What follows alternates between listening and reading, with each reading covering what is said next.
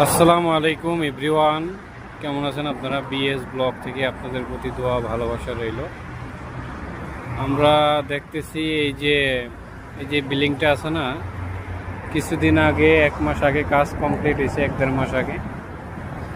এখন ক্রেনের মাধ্যমে এই বিল্ডিংয়ে আপনার এই সাইনবোর্ডটি লাগানো হবে।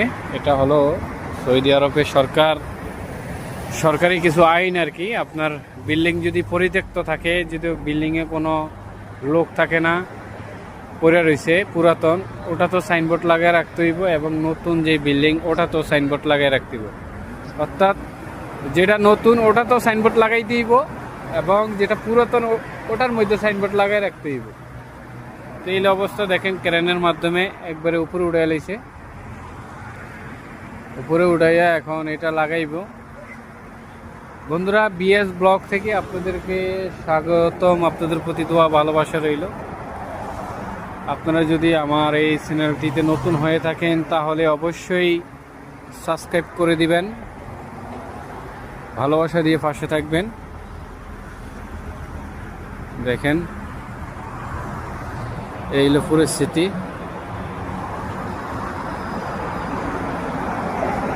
এই যে একবারই উপরে লাগাইব ডিল কইরা। দেখেন কারেন্টটা কোন জায়গায় রাখছে, একবারে এখান থেকে একবারই উপরে, একবারই উপরে। দেখেন আমি একটু জুম করে দেখাই। এই যে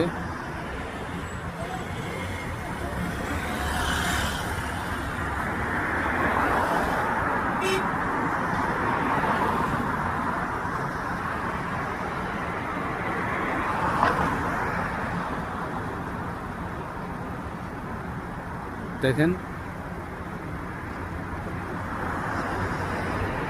এই যে এই জায়গাতে আছে।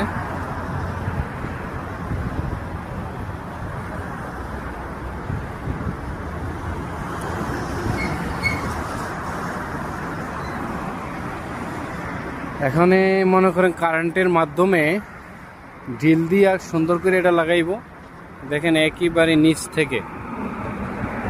নিচ থেকে উপরে।